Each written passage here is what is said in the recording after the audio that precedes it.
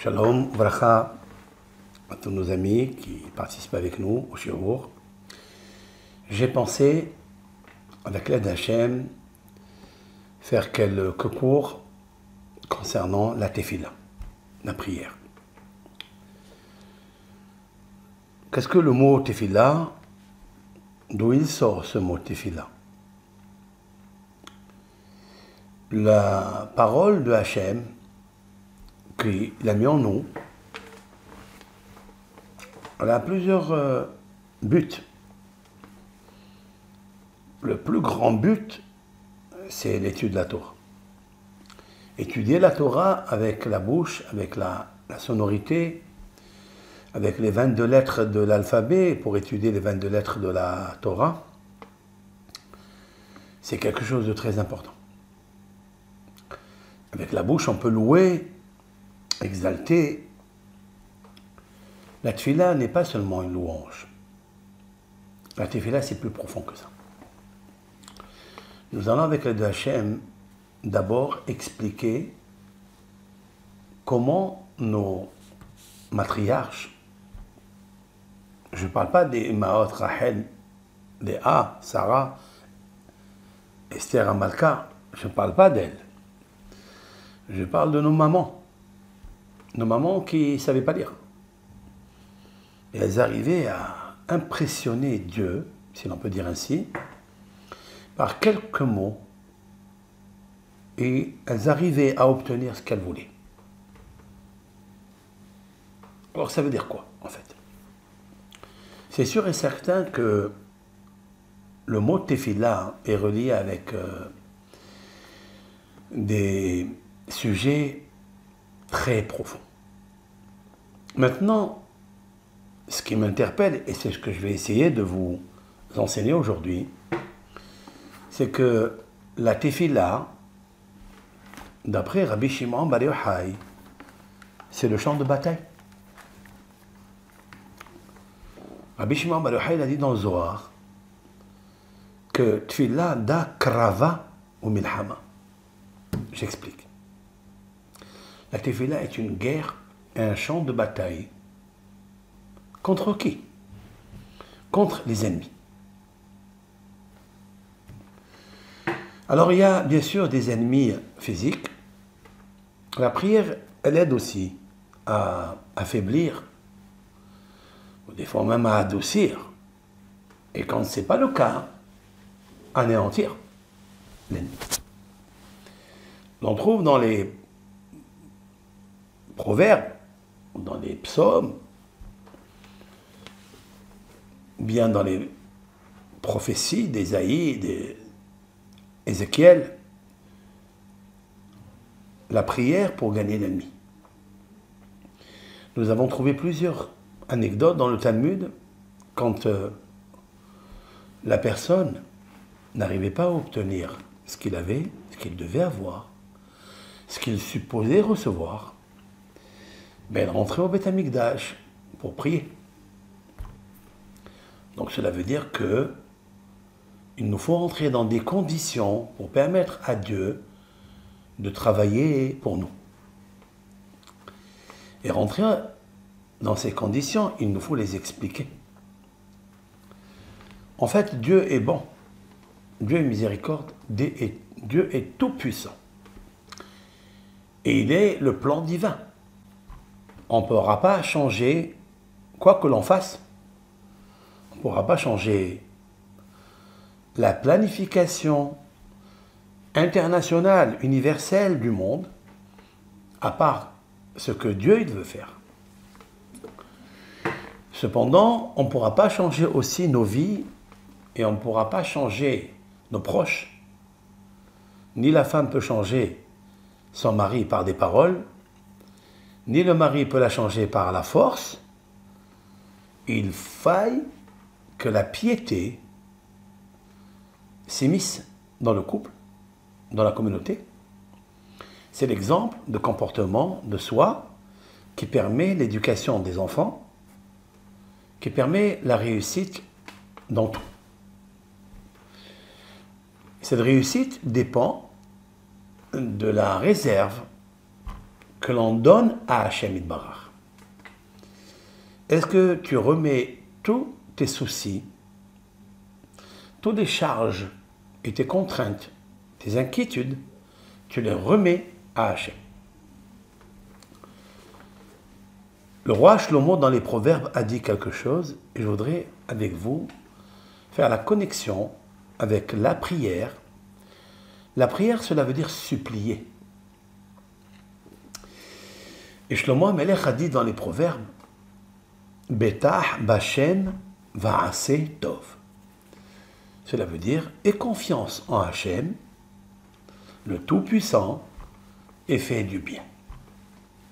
Alors bien sûr, Shlomo HaMelech nous a dit que la confiance en Hachem est primordiale, mais il a dit quelque chose à côté. Parce que tout le monde pourrait dire, tiens, je vais faire confiance à Hachem et je ne vais pas aller travailler. Je vais faire confiance en Hachem, en même temps je vais aller dormir. Parce que j'ai fait confiance en Hachem. Shlomo HaMelech, pour réparer cela et enlever cette idée erronée, il a dit, aie confiance en Hachem et fais du bien. Ça veut dire que la confiance en Hachem, je voudrais la comparer à la semaille. Je reviendrai toujours sur cette image parce qu'elle est très belle. Parce que nous pouvons être témoins d'observations que le paysan a l'expérience de faire la semaille et de récolter dans la saison d'après ou dans des saisons qui arrivent. Chaque fruit, chaque légume sort, émerge à un moment. Mais la semaille, il faut la faire aussi à une saison. Sauf que la prière, elle est encore plus grande que la semaille. Celle-ci, elle n'a pas de saison pour récolter la semaille. On peut la récolter immédiatement. Tout dépendra de la prière que tu fais. Alors donc, pour avoir la confiance en Hachem, il faut la montrer. On la montre par le rendez-vous dans la prière. Sinon, Hachamim ont donné une ordonnance de faire la prière 3 fois par jour, et la même. Ils n'ont pas changé celle du matin, ils ont dit, bon, voici une ordonnance avec des médicaments, avec des souhaits, avec des requêtes, avec des interventions que Dieu doit intervenir en nous, dans nos vies, dans notre vie sociale, dans notre vie du couple. Il doit me donner l'intelligence, il doit m'aider à la repentance, il doit m'aider au pardon, il doit m'aider pour la guérison. Tout ça, ce sont des ordonnances et des médicaments pour. Alors, des fois, on peut changer de médecin, on peut changer de traitement. Mais chez Akadosh Baruch Hu, il a dit, la même prière que tu as fait à Shahrit, le matin, je voudrais que tu la recommences à Minha, et c'est la même que tu feras le soir à Arbit. C'est les mêmes. Pourquoi? Parce que si tu as compris que c'est ça que tu as besoin, tu ne cherches pas autre chose. Et donc, il y a tout dedans. Fais confiance aux Hachamim qui ont institué, les sages, qui ont institué la prière. Et eux, ces sages, ils ont eu un grand privilège. C'est qu'ils n'avaient pas le iPhone, ils n'avaient pas la télévision, ils n'avaient pas tous ces postes et tous des objets électroniques. Ils n'avaient pas tous ces trucs-là qui nous amènent à regarder toute la journée et à être occupés. Et à s'occuper dans le vide. Parce que ça ne sert à rien. On voit que ça ne nous a rien amené. Peut-être ça a amené encore un peu plus de méchanceté en nous, de cruauté en nous, d'égoïsme en nous. On est devenu plus envieux de ce qu'appartient à l'autre en le voyant dans les photos et dans les films. On a envie de telle et telle personne qu'on a vu, le visage de telle, on le compare à telle, et donc tout ce que nous possédons devient Rien. Il n'est plus apprécié. Et donc, comment on peut se concentrer dans la prière? Donc, comment on peut avoir confiance en Dieu? Et comment alors on va faire du bien? C'est pas possible. Mais les Hachamim, eux, il est dit d'eux, ce sont les maîtres qui ont combattu leur chair, l'esprit de leur chair, les envies et les désirs de leur chair, et ils les ont maîtrisés. Et pas seulement parmi eux, ils maîtrisent, mais la gueule du lion, elle est encore ouverte pour l'avaler. Et ça, il faille toujours mettre les deux mains pour ne pas qu'il t'absorbe. Et il y a parmi eux qui ne ressentaient plus les demandes de la chair. Ils sont montés tellement haut dans le mental, dans l'esprit, dans l'altitude de l'extase, de la grandeur de Dieu, que tout cela paraissait comme quelque chose qui provoque pas chez eux la ta'ava. Il n'y avait aucun entrain, aucun désir, aucun moteur des plaisirs de ce monde. Comment ils sont arrivés à maîtriser ce Yetzer Hara? À Moshlim Beitzram, parce qu'ils sont montés en altitude avec Dieu et ils étaient toujours calmes, parce qu'ils avaient confiance en Dieu. Mais en faisant confiance en Dieu, ils ont travaillé leur cœur, parce que c'est là l'essentiel de la prière, c'est la sincérité du cœur. La prière, disent nos sages, qu'un homme ne peut un juif, ou un homme tout court, ne peut se tenir debout pour faire la Hamida, les 19 bénédictions ou 18, seulement si sa tête est pesante, c'est-à-dire elle est sérieuse. Et Rachid expliquait que son cœur est soumis à Hachem. Autrement dit que quand tu vois un homme sérieux, c'est que son cœur est vigilant. C'est qu'il est très zahir, il pratique la loi de la vigilance, c'est une discipline. Ce n'est pas une émotion, ce n'est pas sentimental, ce n'est pas sensuel. C'est un travail d'obéissance et de discipline. Et lorsque le cœur est discipliné, le diable n'a pas le temps de t'amadouer à des plaisirs il veut que tu fasses, qui sont contre ton Créateur. Donc, Eloah Mushlim Beitzram, ce sont les personnes qui ont battu, combattu et maîtrisé, annihilé presque leur Yetzer Hara. Il y a des niveaux.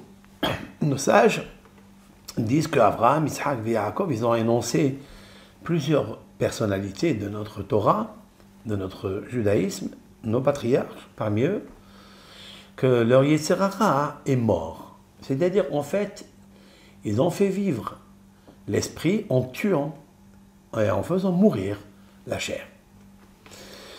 Faire mourir la chair, c'est un combat énorme.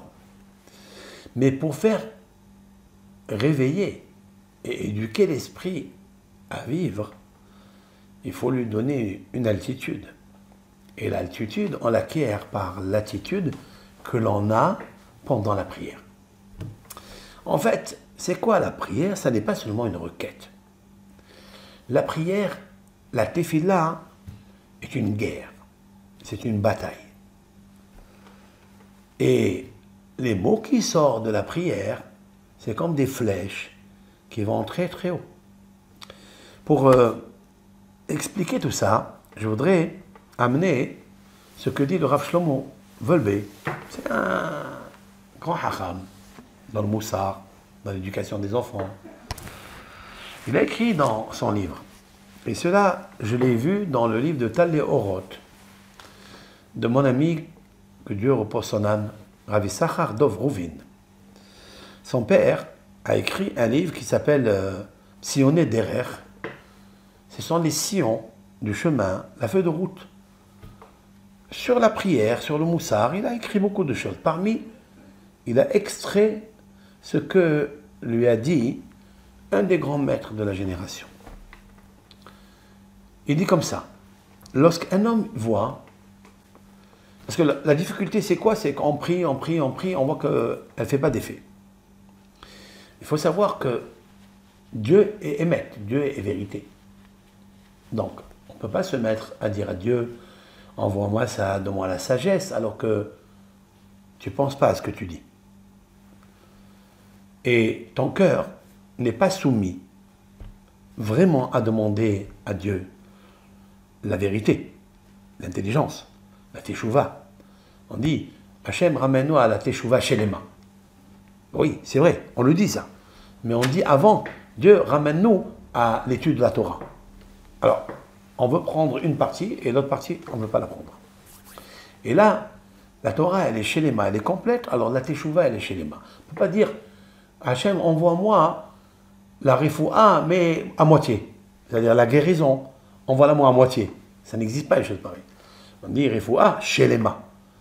Parce que c'est pas possible refoua sans qu'elle soit shelema, sinon tu es encore malade. Shelema, ça veut dire que je veux quelque chose de parfait. À qui tu peux demander cela? C'est à celui qui te donne la vie. À celui que tu as confiance en lui, qui a Kadosh Baruch Hu, qui t'a donné la vie. C'est lui qui amène la maladie parce que tu fautes. Parce que tu es en réincarnation.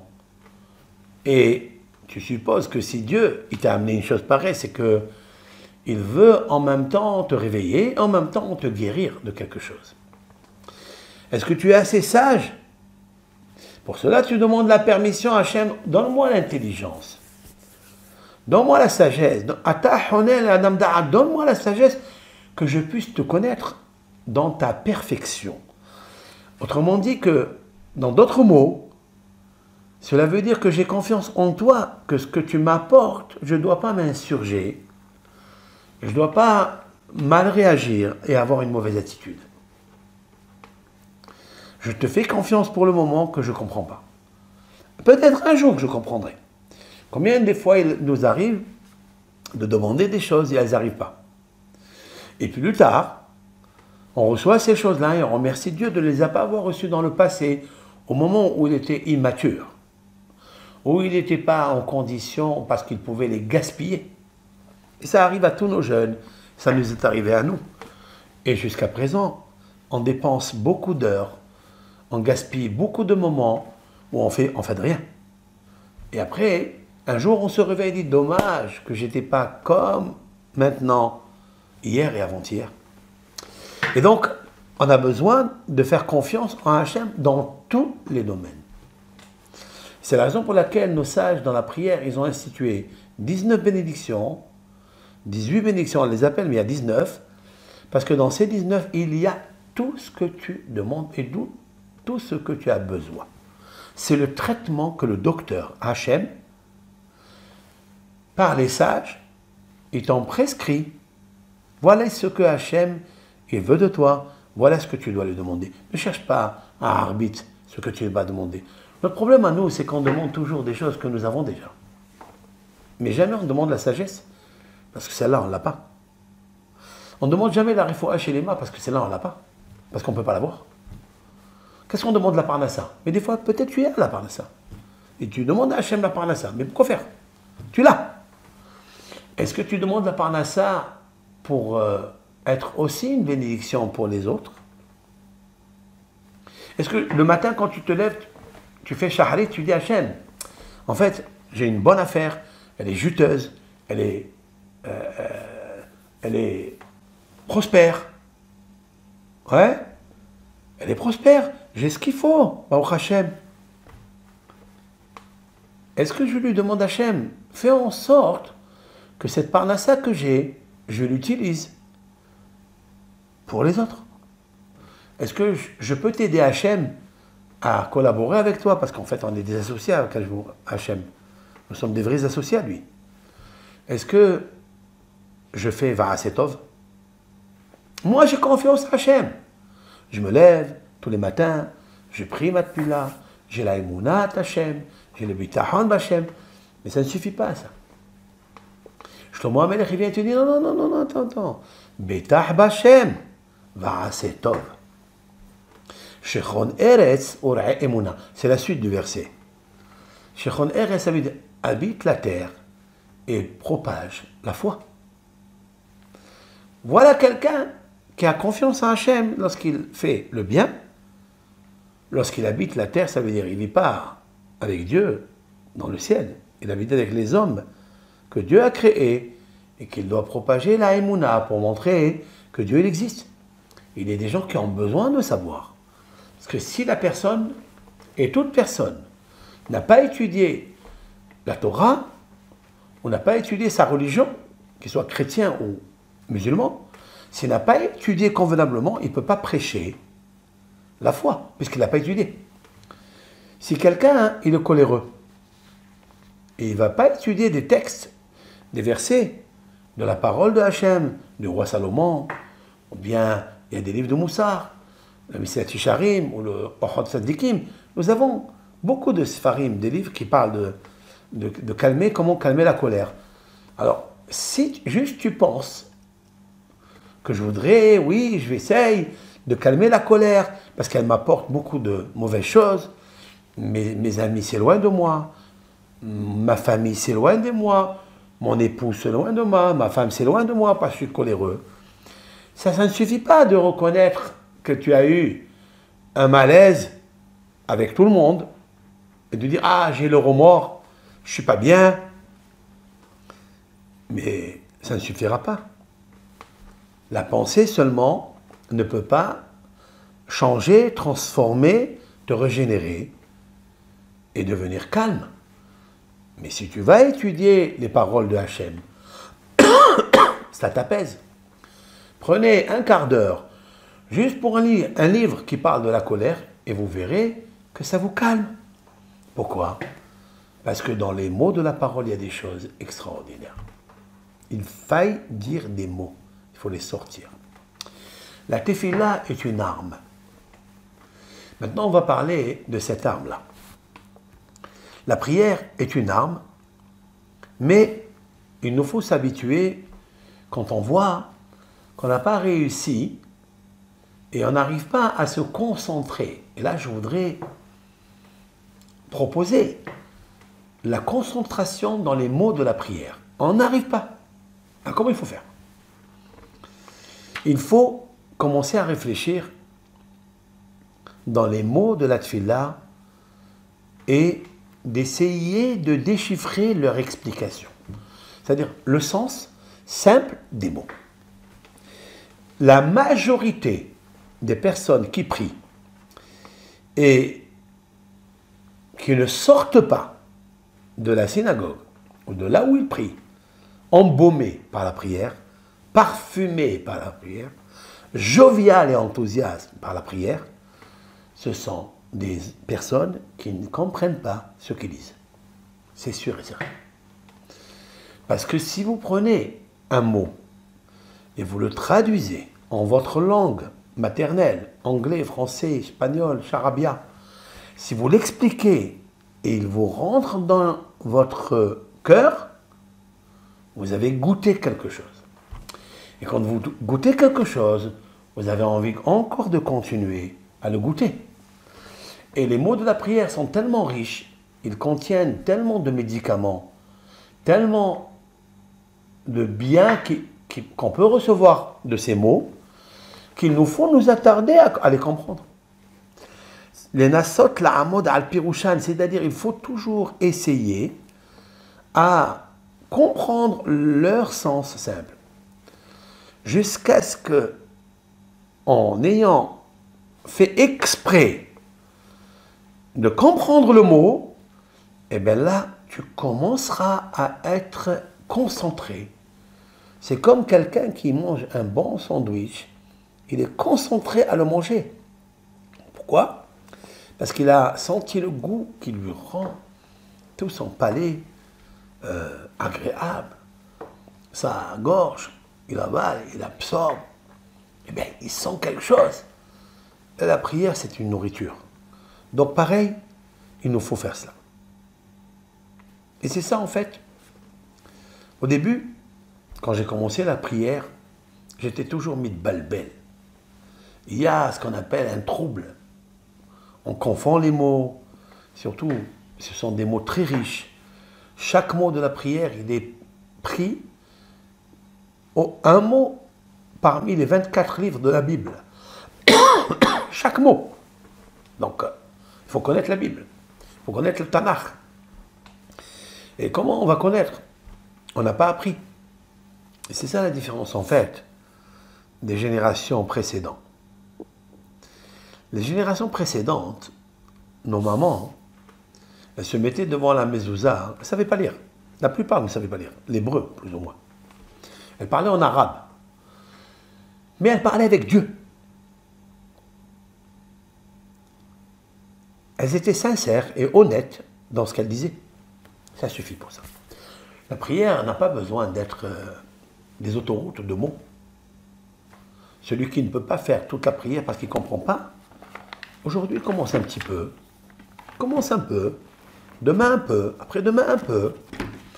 Et aussi, à mon sens, hein, c'est mon conseil, moi, c'est un petit conseil d'un petit bonhomme, comme moi, que celui qui fait des cours sur la tfila, que sur la tfila, de comprendre qu'est-ce qui est marqué. Je ne pense pas qu'il sera inquiet dans sa vie. Il aura le sourire toute la journée. Pourquoi? Parce qu'il a une arme. Comment combattre l'inquiétude, qui est le diable qui est en lui. Le stress. Il va acquérir une certaine assurance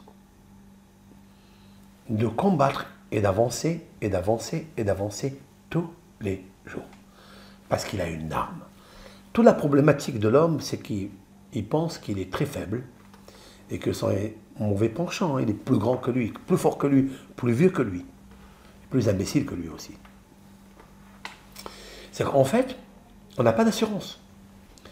Les mots de la prière te donnent une certaine assurance.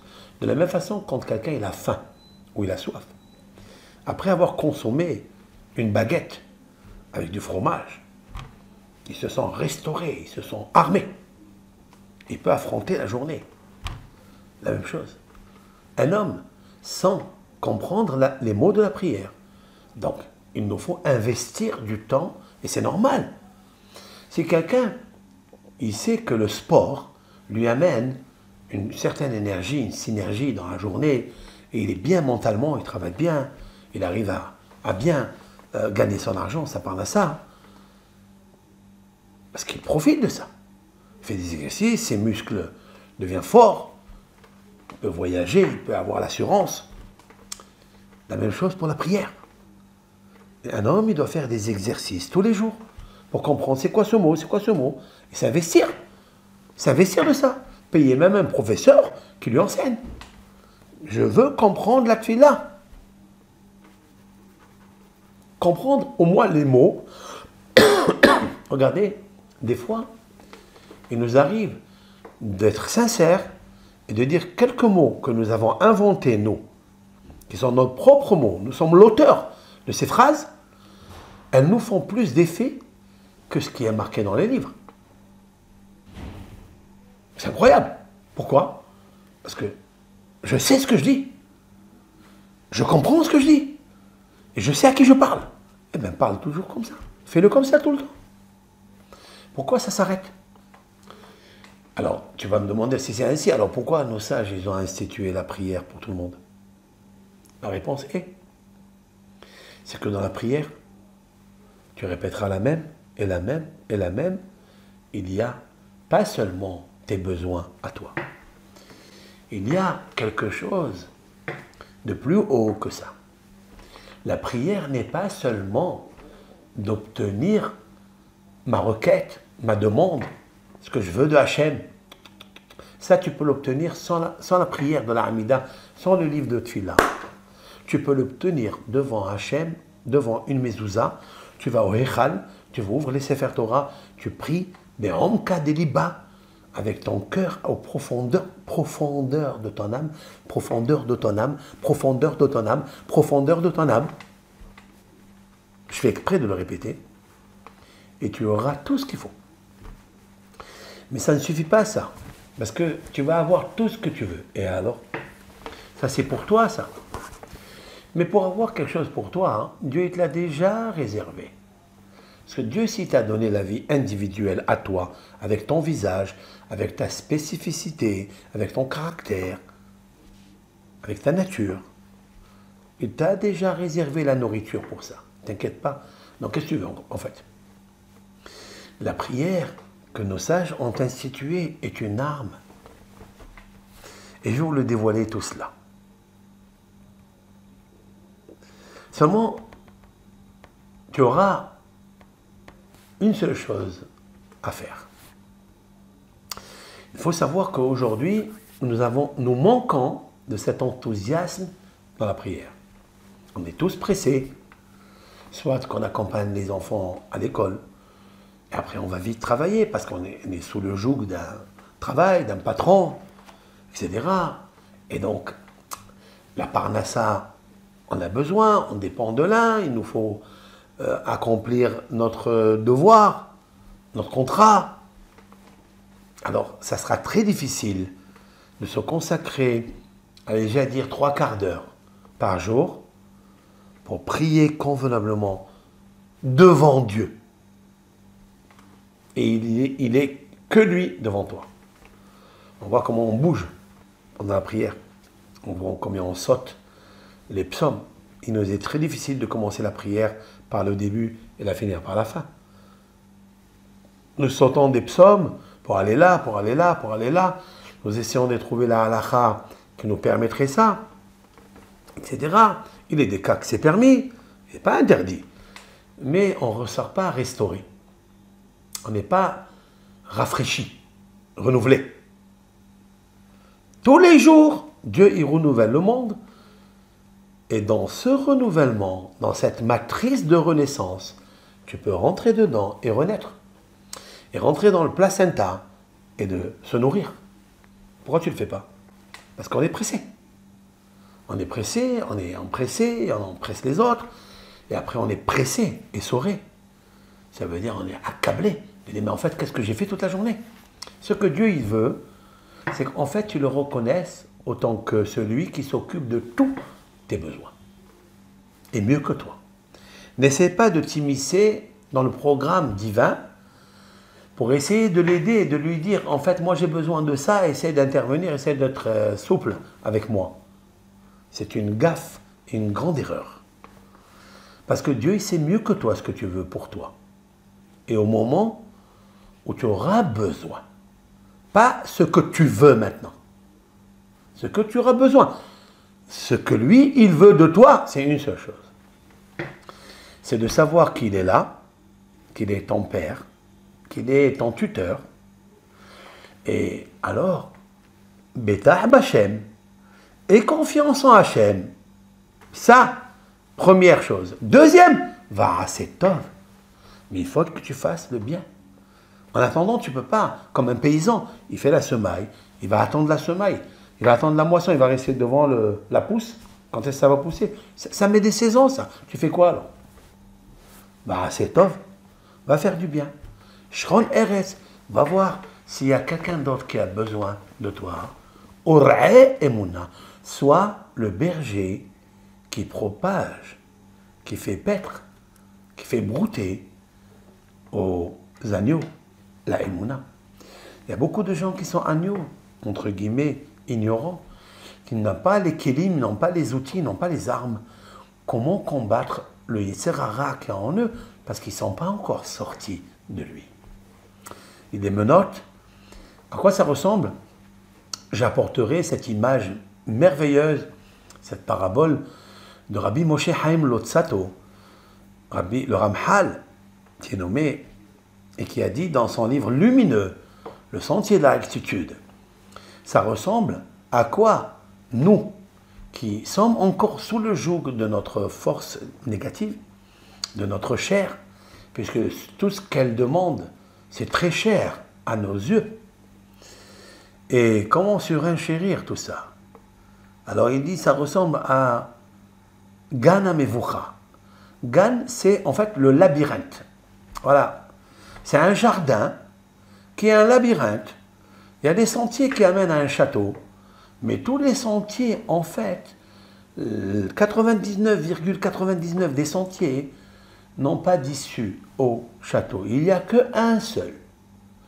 Et celui-ci, il pénètre, il rentre, il sort, il re-rentre, lui-même, il est dans un circuit, mais il y a une petite ouverture où rentrer dans le château. Il dit, les personnes ne pourront pas rentrer à ce palais et déguster là-bas les merveilles que le roi leur a préparées. C'est un concours. C'est un grand concours, hein? C'est une grande compétition que le roi propose à ses sujets, à ses ministres, à ses serviteurs, de venir à lui au château, et donc, mais il faille passer par 12 sentiers. Et des fois, on perd énormément de temps. Et tout le monde se rencontre dans ce labyrinthe. Il dit, ah, t'as trouvé? Non, j'ai pas trouvé.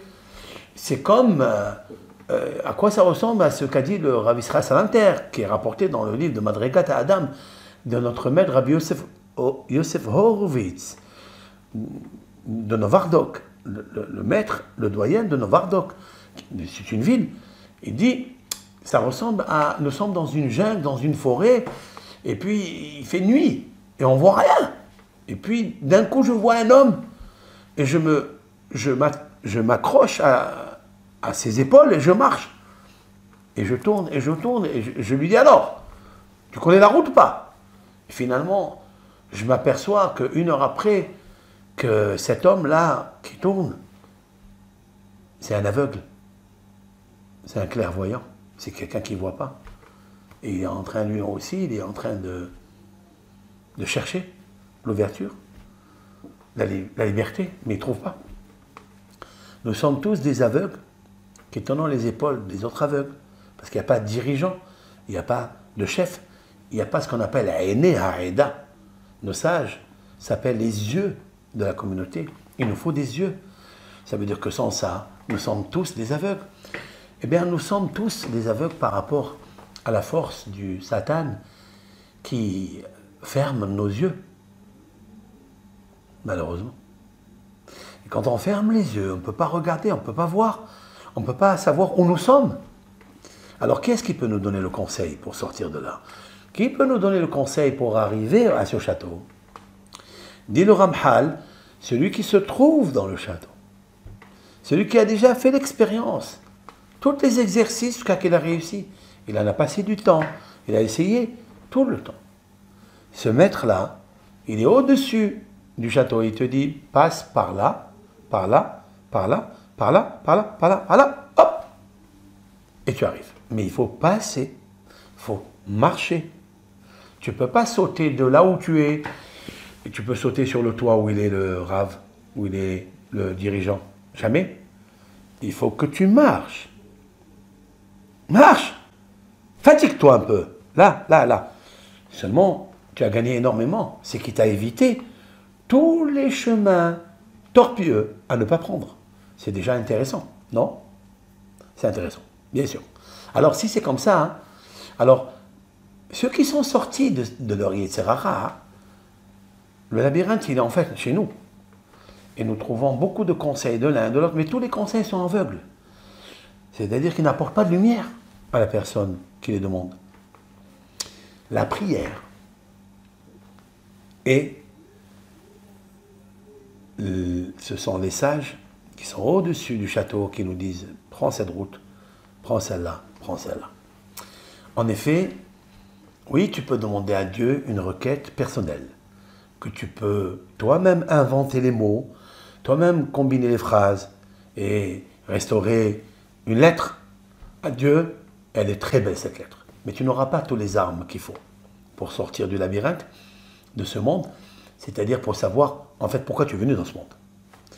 Alors pour ça, peut-être tu auras Betah B'Hashem, peut-être tu réussiras à avoir confiance en Hachem, mais va à cet ov, mais faire le bien, ça, c'est sûr que non.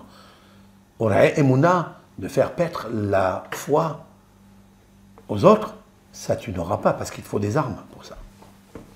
Tu ne peux pas leur dire ce que toi tu ne peux pas faire, et ce que tu n'es pas. Parce que si toi, tu as la possibilité de fabriquer des lettres personnelles à Dieu, tu n'es pas moins, il n'est pas plus, tu n'es pas moins ou plus que lui. Vous êtes tous pareils, nous sommes tous pareils. Tout le monde a la bouche, tout le monde a un cœur, tout le monde a des sentiments, tout le monde peut demander à Hachem ce qu'il veut, s'il le demande bien. Maintenant, comment combattre les choses qui nous arrivent dans la vie, ça, tout le monde est faible, tout le monde se trouve dans ce labyrinthe. Alors il nous faut la prière pour avoir l'arme, pour ne pas rentrer dans des chemins qui ne sont pas bons. Et en fait, tout se trouve dans la prière. Maintenant, écoutez bien ce que nous allons faire. Nous allons maintenant dire un verset. Il y a un verset dans les psaumes, pas dans les psaumes, pardon, dans les lamentations de Jérémie. Echa. Si vous prenez Jérémie, dans Echa, c'est les lamentations du Beth Amikdash, destruction du deuxième temple, Yirmiya Navi, le prophète Yirmiya, Jérémie donc, il a composé par acrostiche des lettres de l'alphabet. Aleph, Bet Gimel, Echa, Yashva, Badad, etc., etc. Et il arrive à un moment où il dit dans le Hot Nun, dans la lettre Nun, c'est la 50e lettre de l'alphabet, le chiffre 50, quoi. Pas la 50e lettre, pardon. C'est le Nun, c'est, alors on va dire 10, après c'est 15. La 15e lettre de l'alphabet, hein, c'est le nom de Dieu, tiens, c'est bien. Maintenant, le Nun, il dit comme ça. Nissa levavenu el kapaim, levant notre cœur, el kapaim, vers les paumes des mains, el kapaim, el sheba shamaim, vers le ciel, vers le Dieu qui se trouve dans le ciel. Je répète, c'est très important. Nissa levavenu el kapaim, levant le cœur vers les paumes des mains, les mains, elle, vers ces mains-là, qui va transporter ces mains? C'est le cœur. Le cœur, on va le transporter, on va les mettre ici. D'après ce que je comprends. Nissa levavenu el kapaim, levons les cœurs vers les paumes des mains, elle, vers elle, Dieu. Ça s'écrit pareil, ça s'appelle la même chose. Sheba Shammai. C'est une parole très forte. Ça veut dire quoi? Ça veut dire que, je suppose, que Yirmiya Navi, étant donné qu'il a vu qu'il n'y a plus d'endroit terrestre où on peut aller prier, on peut aller faire des sacrifices, puisque là, on observe qu'il n'est plus là, Hachem, que Hachem il s'est retiré, il est monté dans ses cieux, sa chérina, elle est restée sur terre, parce qu'elle n'est jamais montée, elle est avec nous. La lumière de Dieu, elle est avec nous tout le temps. Jamais Dieu, il se sépare de ses enfants. C'est là la source de la miséricorde de Hachem, c'est qu'il nous laisse une petite lumière pour, par elle, être éclairé et monter vers lui. En fait, Jérémie, il ne trouve pas les moyens, les armes, comment maintenant se faire pardonner de ses fautes, comment maintenant se faire exaucer toutes les requêtes qu'il a, le combat avec son Yetzer Hara. Comment il va combattre? Maintenant, s'il fait une faute, il ne pourra pas être pardonné, puisque autrefois il était pardonné quand il rentrait dans le Beth Amikdash, faire les sacrifices, quand il voulait rentrer dans la maison de Dieu pour prier, faire un sacrifice, ben, il était dans la maison de Dieu. Maintenant, la maison de Dieu, c'est une ruine. Alors, comment faire? Il donne un conseil magnifique, la prière. La prière, c'est quoi? C'est le cœur. Mais le cœur, ça ne suffit pas. Il faut lever le cœur vers les mains, vers le ciel. Alors, on peut l'expliquer parce qu'il y a ici une profondeur. Et j'aime ça. J'aime ce qu'il dit parce que, en fait, il y a ici une vraie recette, une feuille de route, un vrai conseil halachique, c'est-à-dire une démarche, comment faire pour être exaucé dans le ciel. Tout d'abord, il te dit, Nessa levavenu, il faut lever le cœur. Qu'est-ce qu'il a voulu dire par là? Je suppose que le cœur, il est installé, il est dans sa passivité. Il ne bouge pas. S'il y a quelque chose à rentrer ici, on le rentre ici. Le cœur, c'est une poubelle. On peut faire amener là-bas tous les détritus, tous les ordures. C'est une déchetterie. Tout ce qu'il y a dans le monde, on le fait rentrer ici. Surtout si les yeux, il voit tout ce qui se passe aujourd'hui dans les réseaux sociaux, etc. Les yeux, c'est un filtre qui reçoit tout, le cœur. C'est le cœur qui reçoit tout. Donc, on envoie là-bas tout. Très bien. Alors, il te dit, attention, il faut que ce cœur, tu ne le laisses pas immobile, paralysé. Comme s'il a reçu une piqûre de poison, il ne bouge plus. Il te dit le rave, enfin, le prophète, Nissa levavenu, nous devons lever le cœur vers les mains. Alors ça peut s'expliquer vers les mains en levant, c'est-à-dire en levant les mains. Parce que dans les mains, il y a les 28 phalanges. Et les 28 phalanges, c'est la force de Dieu. Et lorsque tu lèves ton cœur vers les mains, alors tu peux le lever vers le ciel. Ça veut dire qu'il nous faut être enthousiasmé, ce qu'on appelle ça, ishtakout hanefesh. C'est verser son âme par le cœur. Lorsque le cœur il commence à transpirer, c'est-à-dire à pleurer des larmes, c'est qu'il est réveillé, c'est qu'il a compris quelque chose. Aujourd'hui, nous avons perdu cette force d'émotion dans la prière, cette dévikout, attachement dans la tfila. Pourquoi? Parce que tout le monde est pressé. Donc le cœur est compressé. Il ne peut pas, il faut le dilater. Le cœur, il faut le dilater, il faut l'aérer, il faut lui donner l'espace, il faut lui donner le sourire, il faut lui donner la joie, il faut lui donner la simha. Comment on arrive à ça? Il faut le lever de sa place. Il ne parle pas ici d'un cœur matériel, je suppose. Il ne parle pas d'un cœur de chair, parce que celui-ci, tu ne pourras pas le bouger. Mais il parle de celui qui est à l'intérieur du cœur. Parce que le cœur matériel est un vêtement pour le cœur de la Neshama. Et quand David Ameler dans le psaume, il dit « Mima'amakim keraticha Hashem » L'Éternel, je t'ai appelé des profondeurs de mon cœur. Ça veut dire qu'il a traversé la chair, la carapace. Parce que s'il ne traverse pas la carapace, il ne peut pas le réveiller, il ne peut pas aller aux profondeurs. Donc il a levé la profondeur du cœur.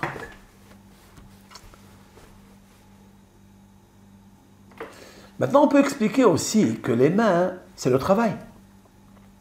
Ça veut dire qu'il nous faut lever le cœur, pas seulement en pensant que je vais faire une belle tefila. Non, mais il faut le lever aux mains. Ça veut dire qu'il faut faire. Et confiance en Dieu. Va, c'est tov. Et fais le bien. Alors quand je dis fais le bien, ne pensez pas seulement à la donation, à la tzedaka. Non, certes, c'est grandiose ça.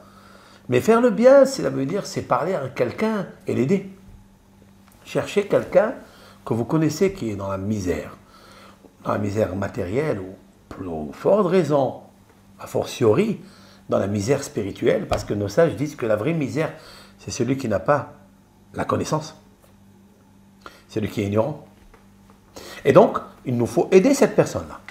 Donc tu dis tous les matins, Hachem, je vais lever ma main. Je sais que tu vas me remplir mes mains de tout.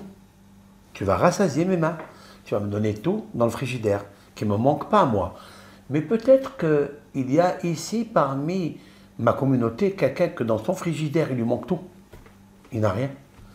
Je peux être utile. Est-ce que tu peux m'utiliser pour ça? Est-ce que je peux faire le rôle que tu fais? La raison est que oui. Et c'est une réponse qui est vraie, parce que nos sages disent, tu dois t'attacher à Dieu, qu'il est miséricorde, qu'il est plein de charité, qu'il est celui qui fait l'hospitalité, celui qui va rendre visite aux malades, celui qui enterre les morts. Quoi, tu vas être comme Dieu? Il dit oui, sois comme ses qualités, sois comme ses séphirotes, comme ses attributs, comme ce caractère de nature de donner, de faire. Voilà. Ma'urahum afata rahum. Dieu, il s'appelle Rahman parce qu'il a pris la Rahmanout, la miséricorde, et il l'a placée en toi. Si moi, j'ai la miséricorde d'aider ce pauvre, ça n'est pas parce que c'est moi qui ai décidé de faire ça. C'est parce que Dieu qui est miséricorde. Il me l'a mis dans mon cœur pour que je m'occupe de lui. Donc à l'origine, c'est pas moi, c'est lui. Ça se passe. Il y a des gens que vous aimez aider, il y a d'autres que vous... C'est pas que vous aimez pas, mais vous n'avez pas l'idée. Et qui vous amène l'idée? C'est Dieu. Alors tu dois prier, Dieu, amène-moi l'idée. Amène-moi cette idée pour faire. Et ça, c'est important, ça. Alors tout ça, il ne me suffira pas de connaître seulement des verbes, des phrases que moi je constitue, que je restaure. Tu vas faire une fois, deux fois, trois fois, mais après tu vois que ça ne marche pas tout le temps. Il faut être comme ces grandes mamans-là, qui étaient grandes par des petites choses. Parce qu'elles ont pris les petites choses, elles étaient sincères, et on n'est pas dans ce cas. Et en plus, les mamans d'avant n'avaient pas les iPhones et tout ce qu'on voit aujourd'hui. Tout le monde est occupé à ça. Tout le monde. Il n'y a pas d'exception. Tout le monde. Et quand je dis ça, je m'inclus. Malheureusement, je m'inclus. Moi aussi. Et je m'incline de le dire. Et j'ai honte, d'ailleurs, de dire une chose pareille. On est tous à éduquer maintenant. On fait une addiction de tout ça. Et on change de portable, on change de ceci et de cela. Pourquoi? Pour avoir une meilleure qualité de vue, de vision, de regard, d'écoute. On veut... Comme il a dit David Ameller, lui c'est le contraire. Il a dit, tous mes membres et mes os disent à Hachem, qui est comme toi? Nous on dit, quel est le portable qui va sortir maintenant qu'on dira nos os, nos oreilles, nos yeux, nos membres? Et surtout c'est des Rishon, c'est des Sheni, c'est des Shishi, Shaharit Minha Arbit, et Kriyat Shema Alamita, devant nous, le portable il est ouvert, et on regarde les dernières informations de la journée. Et plus rapide qu'un journaliste, et ceci et cela. Et après, quand je dors, je dis, punaise, mais qu'est-ce que j'ai fait? Mais hier, j'ai vu ça. Et avant-hier, j'ai vu ça. Seulement, tu ne peux plus faire autrement. Parce que le cœur ne réfléchit plus. Alors pour ça, hein, il dit, Jérémie, vous avez vu le temple? Regardez, il est détruit. Comment vous allez prier maintenant? Comment vous allez vous en sortir? Comment vous allez être racheté? Comment vous allez renaître? Comment vous allez être libéré? Il nous faut être libéré. Comment? Il a trouvé Noun. Noun, c'est Nofel. C'est quand quelqu'un il tombe. Lorsque quelqu'un il tombe, quand il voit le Beit Hamikdash tomber, lorsqu'il voit son couple tomber, une des choses qu'il faut faire très très vite, c'est de s'armer par la prière. Et je dis s'armer, ça veut dire c'est une arme, et pas autre chose. Alors comment on fait ça? Alors on lève le cœur. Il faut le déplacer de là où il est. Bien sûr, il faut marcher. Il faut faire des actions. Donc, voilà ce que je voulais dire maintenant. Regardez bien. Nous allons apporter quelques versets de la Torah. Ces versets de la Torah nous montrent que la prière est une arme et qu'il nous faut se battre avec la prière. C'est la seule arme qui te restera pour combattre. Et bien sûr, quand je vais aller chercher des ordonnances pour prescrire à mes sujets, à mes malades, victimes de maladies, que le cœur ne bouge plus, ne raisonne plus, n'est plus sensible, ben, je suis obligé d'y aller au docteur Hachem. Obligé. Le docteur Hachem, il avait un enfant qui est un patriarche, qu'il aimait beaucoup. Il était d'ailleurs le patriarche le plus chouchou des patriarches. Nous avons, nous, dans notre Torah, Abraham, le premier, le père du monothéisme, celui qui a dévoilé la Emouna, qu'il existe un Dieu, qu'un Dieu intervient et travaille en lui. Et Abraham a dit à Hachem, mets-moi comme un doigt à toi, Hachem. Je veux être bon, comme ton cœur, comme tes actions. Et il l'a fait. Après, il y a eu Yitzhak Avinu. Et Yitzhak Avinu, c'est celui qui avait la crainte de Dieu, la révérence de Hachem. C'est celui qui faisait rien sans demander à Hachem, dans sa crainte profonde. Mais dans la joie aussi. C'est pas une crainte qui amène le drama. Non, c'est une crainte qui amène la simha. Et Yitzhak qui s'appelle, c'est la joie, le rire. Tiens, je peux être dans le rire et être dans Avodat Hashem.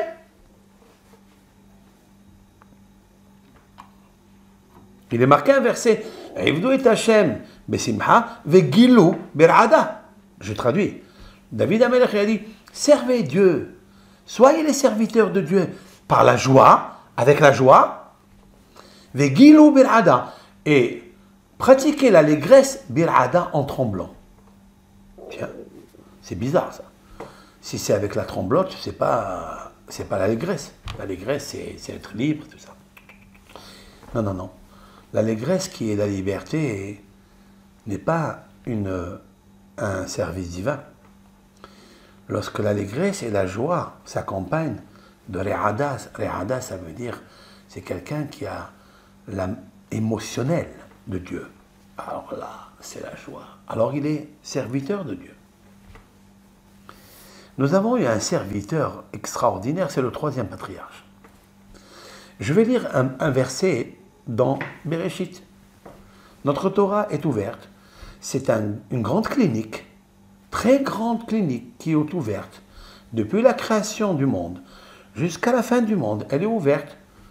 Elle reçoit toutes les personnes qui désirent, soit en urgence, soit pour une infection qui s'est déclarée comme ça par hasard. Hein? Et maintenant, il sent qu'il a mal. Et il se trouve dans le trouble, dans l'inquiétude, dans la colère, un accident de pied ou autre chose. Il ouvre la Bible et il va trouver la recette pour ça. Il y a tous les médicaments. Mais il faut savoir le dosage de ces médicaments. Seulement le dosage. Et là, il a besoin de nos sages, c'est-à-dire le Talmud. Sinon, il ne pourra pas extraire le vrai médicament qui va le guérir, qui va lui guérir son infection ou sa plaie. Ce patriarche dans le Bereshit, dans Genèse 48, verset 22, c'est Yaakov Avinu, il parle avec Yosef Hatzadik. C'est dans la paracha de Vaïhi. Il dit à Yosef, écoute-moi, mon fils, cela, ceci, cela, ça. Il lui donne des ordonnances, il lui dit de ne pas l'enterrer en terre égyptienne, de l'amener en Eretz Israël, etc. Et Yosef jurera pour ça. Après, il lui dit, écoute, tu sais, j'ai donné une part à tous tes frères. Maintenant, à toi, je vais te donner une double part. Pardon. Une double part. Et il lui dit quelque chose. Cette part-là que je vais te donner, elle est à moi. Elle m'appartient à moi. Asher lakahti miyada emori, que j'ai pris, miyada emori de l'émorite, beharbi avec mon glaive, ou bekashti et avec mon arc. Alors immédiatement, tout lecteur, toute lectrice qui lit ce passage, comme si Yaakov a été armé d'un glaive avec un arc, alors qu'on sait très bien que la Torah n'a pas dit ça.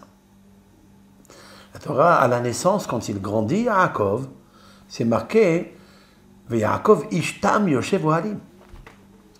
Et Yaakov était celui qui était assis, qui siégeait les tentes de Shem Ba'ever, l'académie de Shem Ba'ever, et qui étudiait la Torah.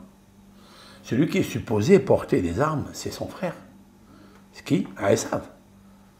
Puisque Yitzhak va lui dire Al-Harbecha Tihyeh, tu vivras selon ton sabre, prends mon fils ton sabre, prends mon fils ton arc et va. Il est des versets explicites pour ça. Comment Yaakov, il peut dire une chose pareille? La question elle est tellement puissante que Yaakov n'a pas d'armes, n'a pas d'arc. Alors c'est quoi? Vient le Targum Onkelos. Onkelos, c'est un païen, un romain, qui s'est converti au judaïsme. C'est le neveu de Titus, qui a détruit le temple, le deuxième temple. Donc il est de Rome. Et quand il a vu la vérité, quand il a vu la Torah, il s'est tellement émerveillé qu'il a levé le cœur vers ses mains. Il a pris ce cœur idolâtre, ce cœur méchant, cruel, ce cœur qui mange n'importe quoi. et il l'a levé de sa place. Et il est parti jusqu'aux mains pour écrire un chef-d'œuvre, la plus belle œuvre qui existe dans la traduction araméenne du mot à mot simultané de la Torah. Onkelos. Je reviens il y a exactement 2000 ans.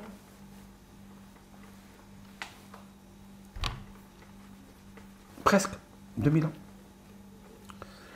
Onkelos, c'est son nom.